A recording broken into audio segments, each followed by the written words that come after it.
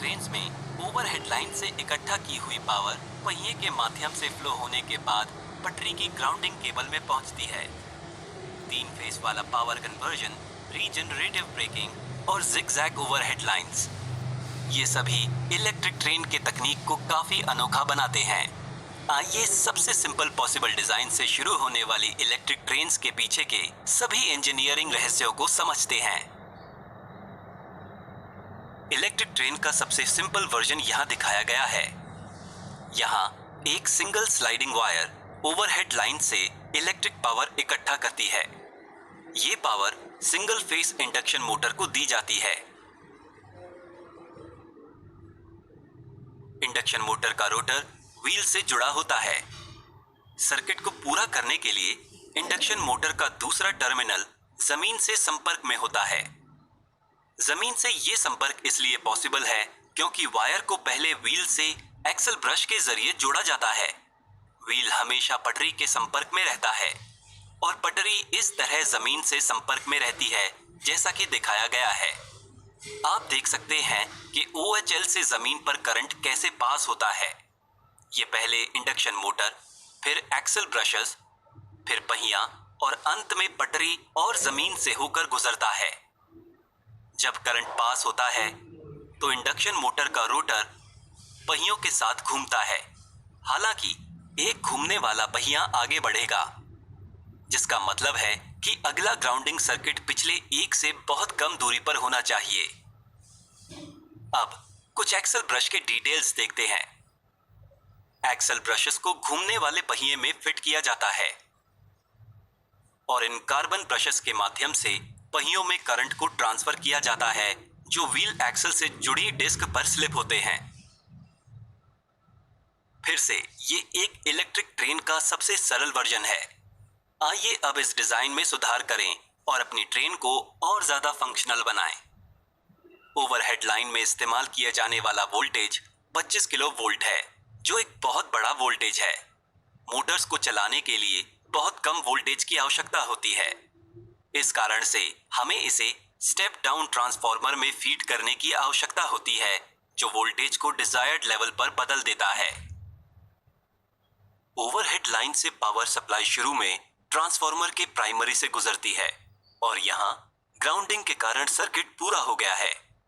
Transformer की action के कारण सेकेंडरी वाइंडिंग में करंट इंड्यूस होगा और कम वोल्टेज पावर मोटर को फीड किया जाएगा।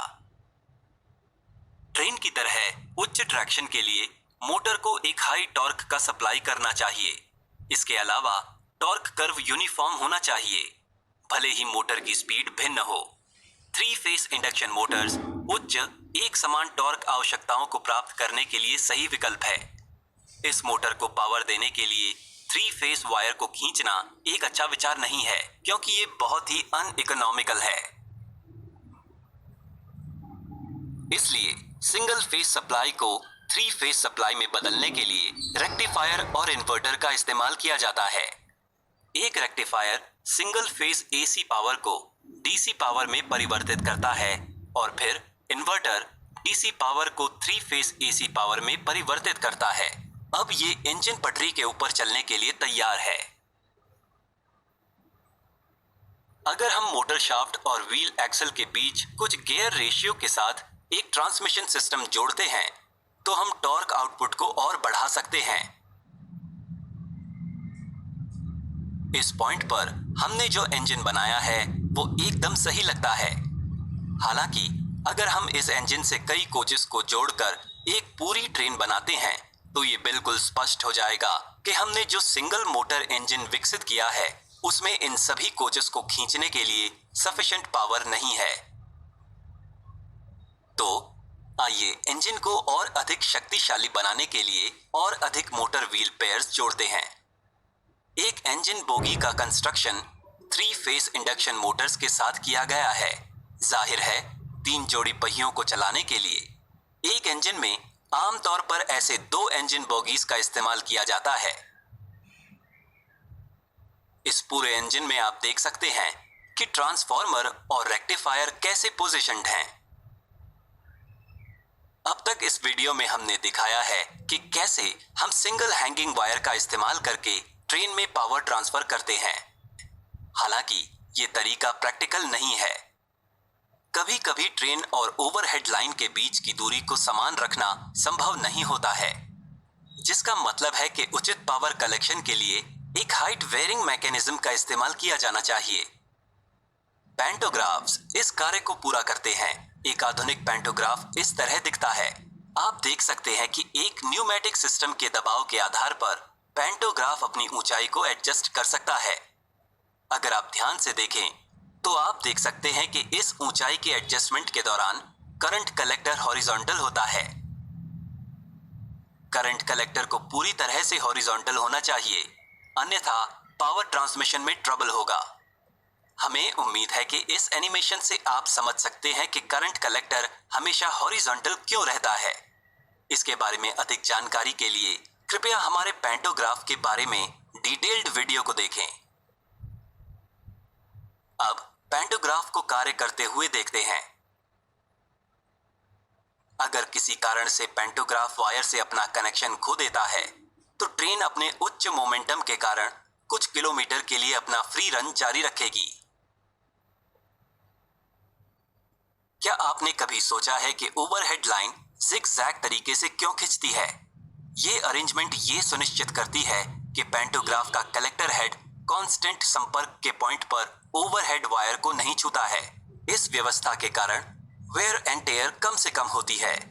हम इंडक्शन मोटर सप्लाई की फ्रीक्वेंसी को बदलकर स्पीड को नियंत्रित कर सकते हैं। ये रेक्टिफायर और एक इन्वर्टर द्वारा पूरा किया जाता है। ड्राइवर फ्रीक्वेंसी को बदलने के लिए लीवर को एक अलग नॉच पर सेट करता है और इसलिए मोटर की स्पीड उसी के अनुसार होती है। एक्सेलरेशन के बाद ट्रेन के लिए सबसे महत्वपूर्ण पहलू रुकना है। ये कैसे पूरा किया जाता है? क्या हमें इंडक्शन मोटर्स को बंद कर देना चाहिए?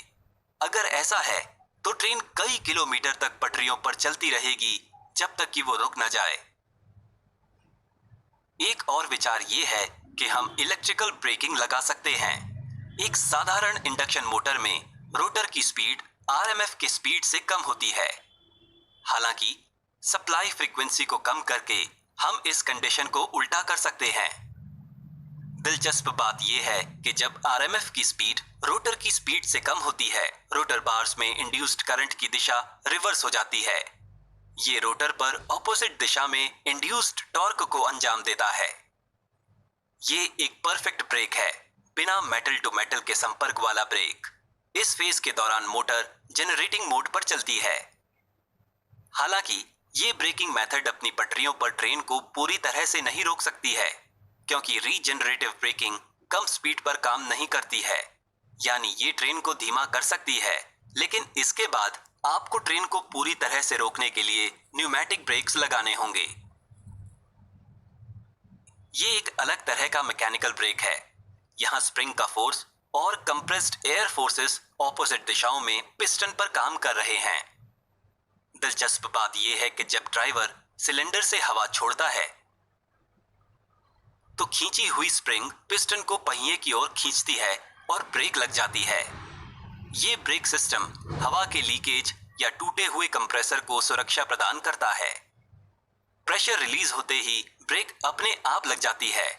हर एक व्हील पेयर के लिए हर एक कोच के नीचे न्यूमेटिक ब्रेकिंग सिस्टम लगाया गया है। अब देखते हैं कि प्रत्येक कोच को पावर सप्लाई कैसे की जाती है। प्रत्येक कोच की यूटिलिटीज के लिए पावर सप्लाई करने का एक तरीका सेल्फ जनरेशन है। कोच फ्रेम के नीचे एक ऑल्टरनेटर लगाया जाता है और ये कार्डन शाफ्ट द्वारा संचालित होता है, जो एक्सल पर लगे गियर बॉक्स द्वारा संचालित होता है। आउटपुट को सुधारा जाता है और 110 वोल्ट डीसी बैटरी चार्ज होती है, जिससे कोचेस को कंटिन्यूअस पावर की सप्लाई होती है। लेकिन सेल्फ जनरेटिंग मेथड कार्यक्षम नहीं है, क्योंकि ये बहुत फ्लक्चुएटिंग आउटपुट पावर का उत्पादन करती है। इसलिए कोचेस को पावर सप्लाई करने का सबसे आम तरीका है हेड ऑन जनरेशन। इस मेथड में लोकोमोटिव ट्रांसफार्मर में एक अतिरिक्त वाइंडिंग जोड़ी जाती है, जो सभी कोचेस को पावर सप्लाई करती है। वीडियो देखने के लिए धन्यवाद। फिर मिलते हैं।